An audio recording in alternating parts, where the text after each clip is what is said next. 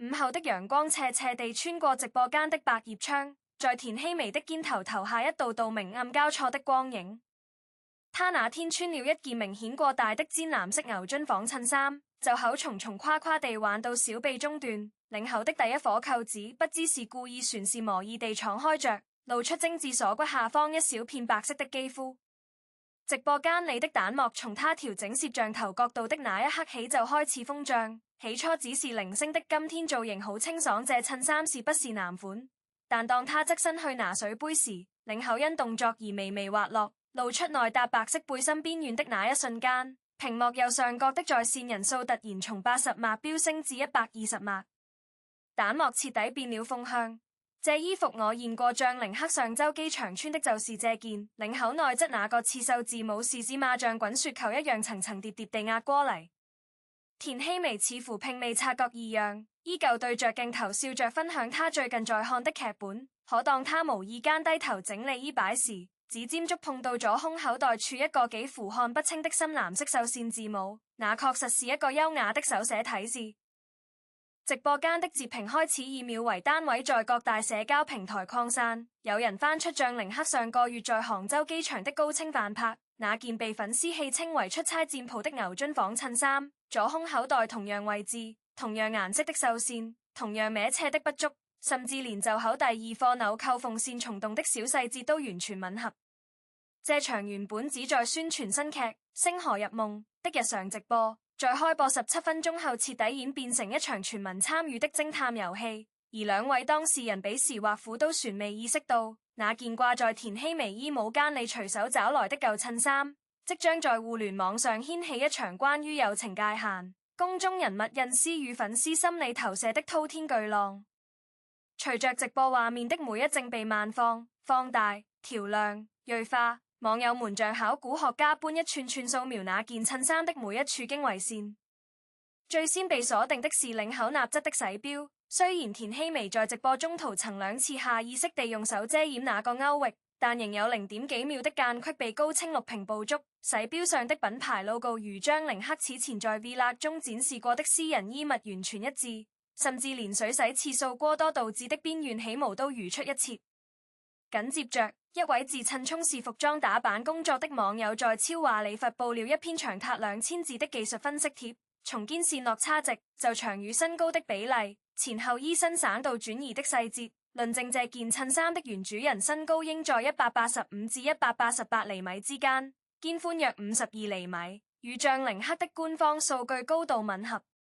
該貼在4小時內轉發破10萬，評論歐里合到了與別造謠兩派吵得不可開交。更揮劇性的轉折發生在當晚8點，像寧克正好有一場品牌線上見面會，當主持人問及最近有沒有丟失過私人物品時，他先是擰了一下，隨即笑着摸了摸後頸，那個標誌性的緊張小動作讓彈幕瞬間炸鍋。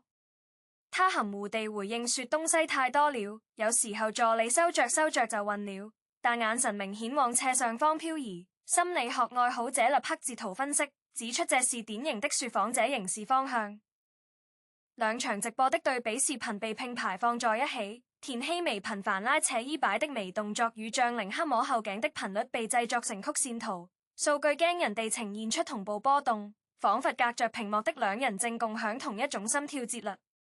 輿論發酵的第二天清晨，田希薇的工作室發布了一條看似日常的開工花絮。鏡頭裡他換回了自己的私服，但那件牛津紡襯衫卻被疊得整整齋齋放在沙發扶手上，旁邊還有一杯沒喝完的美式咖啡。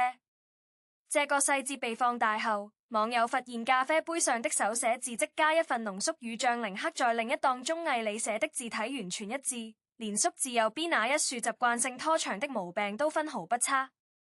超話裡開始出現襯衫宇宙的時間線梳理。從像寧克去年12月穿他出席殺青宴，到今年3月他出現在他機場街拍中，再到5天前田希薇被拍到從同一棟公寓樓的地下車庫離開。雖然那棟樓住着多位藝人，但粉絲們已經自動將巧合二字從詞典裡刪除。有位數學系博士生甚至建立了概率模型，計算所有巧合同時發生的可能性低於3/1000，列論欄裡寫着不排除存在未公開的親密關係。與此同時，豆瓣俄組出現一篇高讚的名投稿，自稱是劇組長務的人透露，拍攝《星河入夢》期間，兩人經常共用一把遮陽傘。將凌克的房車裡永遠備着田曦薇愛喝的楊枝甘露，有次夜戲拍到凌晨3點，田曦薇困得直接在將凌克的摺疊椅上睡着了，醒來時身上合的正是那件鮮藍色襯衫。這些半真半假的內部消息像投入油鍋的水滴，讓原本就滾燙的討論徹底爆裂開嚟。第3天中午，事件撻到第一個峰值。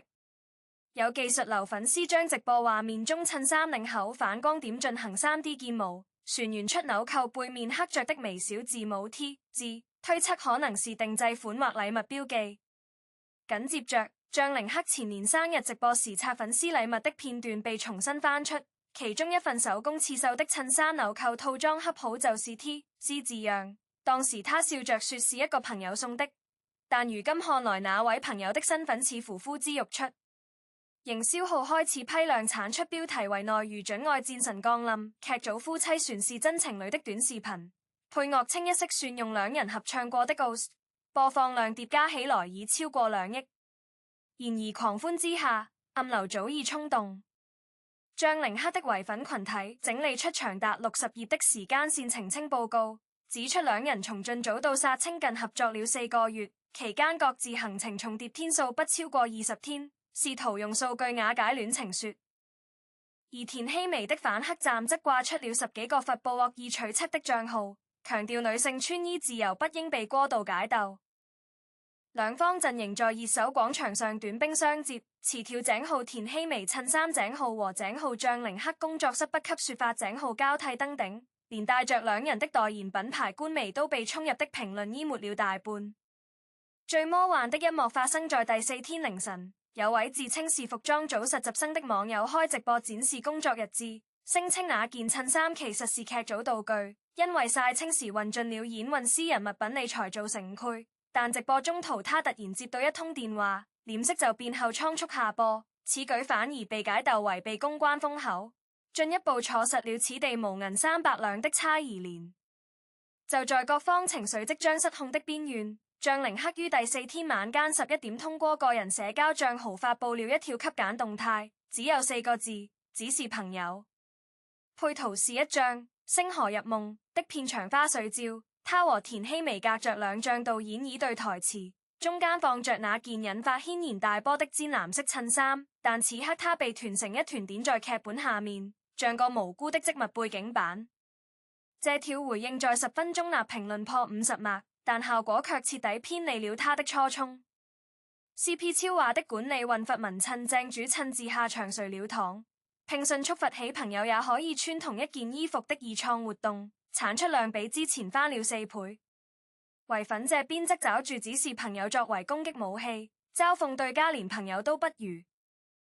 更耐人尋味的是田曦薇的回應，她在隔天上午的機場被代拍圍堵時，戴着口罩只露出一雙彎彎的笑眼，被問到襯衫事件時輕輕說了句那天早上出門太急，隨便找了件外套，沒想到是他的，語氣輕鬆得像在討論天氣，但他的這個所有隔代詞在傳播過程中被反覆加重、拆解、重構，有人認為是他落在我這的，有人理解為他借給我的，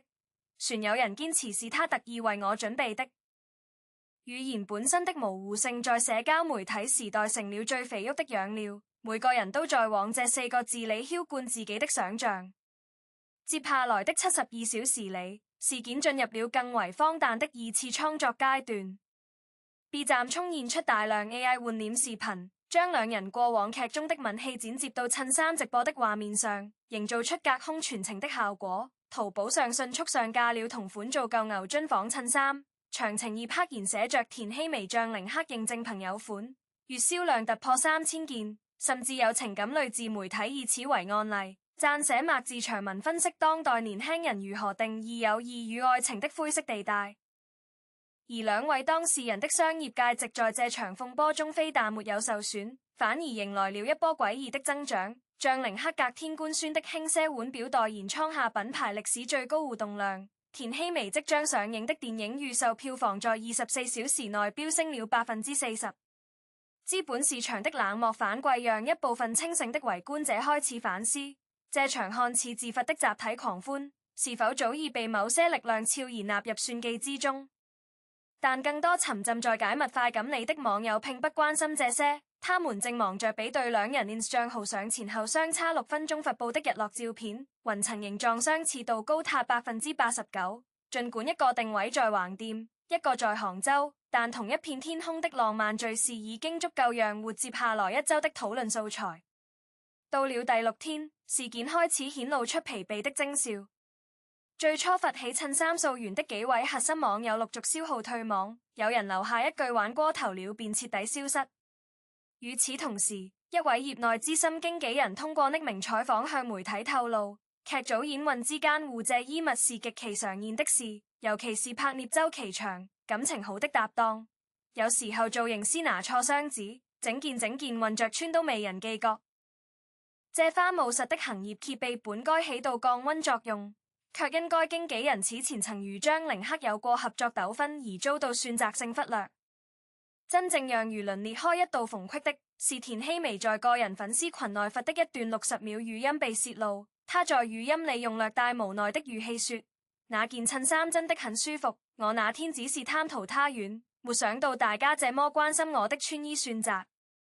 以後我會注意，盡量穿自己的衣服，但我也希望大家能把注意力放在作品上。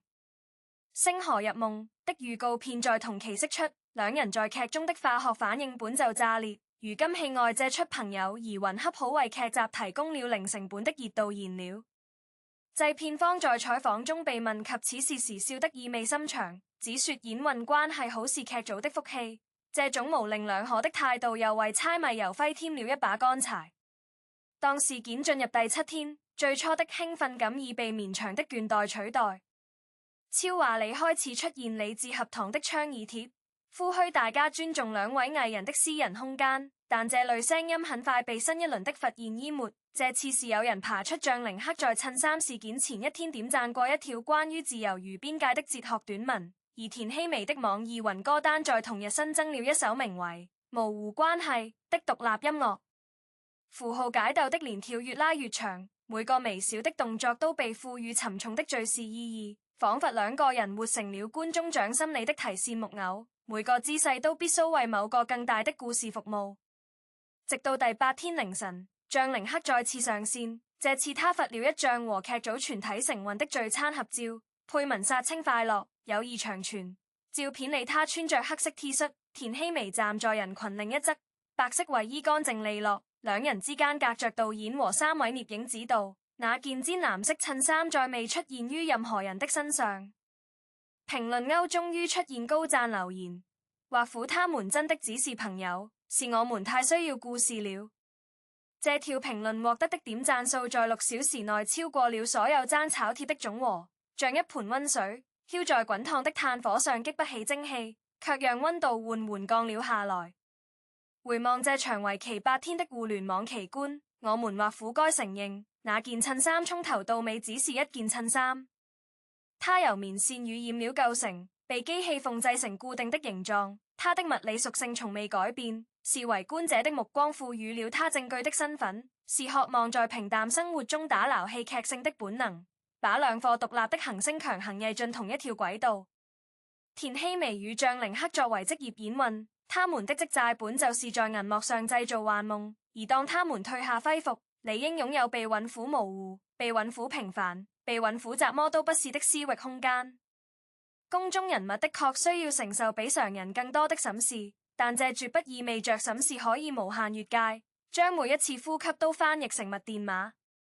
粉絲的狂熱不是原罪，那份想要靠近、想要確認、想要相信美好的心情本身是準正的，但若這份心意演變成無孔不入的圍獵，以愛之名的侵佔便繪異化成傷人的利器。理性地看，我們永遠無法真正得知兩位當事人之間真實的關係光譜，它可能是友情，可能是曖昧，可能是比友情多一寸比愛情少一分的幽微地帶，也可能怎麼標籤都不需要。真正的尊重恰恰是韻苦答案源自韻苦那件襯衫只作為一件襯衫存在於他們的依據裡，而不是作為一份必須被破譯的宣言，幻梗在公眾視野中。互聯網的記憶或苦漫長，但情緒的熱度終潰冷卻。當下一場娛樂颶風來襲時，今天的喧囂將被新的浪潮覆及。只願彼時我們都能記得，屏幕那端與你我一樣有血有肉的人，他們的沉默不該被強行填充成故事，他們的坦蕩不該被過分解構成遮掩。而吃瓜這件事最健康的方式，大約是咬下一口清甜後，便放下瓜皮，轉身去經營自己真實的生活。畢竟，所有虛構的糖分都抵不過現實裡一碗溫熱的白粥，所有窺探來的曖昧都及不上自己手中穩穩握住的半杯清水。讓藝人成為藝人，讓觀眾成為觀眾，讓襯衫回到衣櫃，讓朋友只是朋友。這或苦是這場荒誕劇留給我們最樸素也最珍貴的啟示。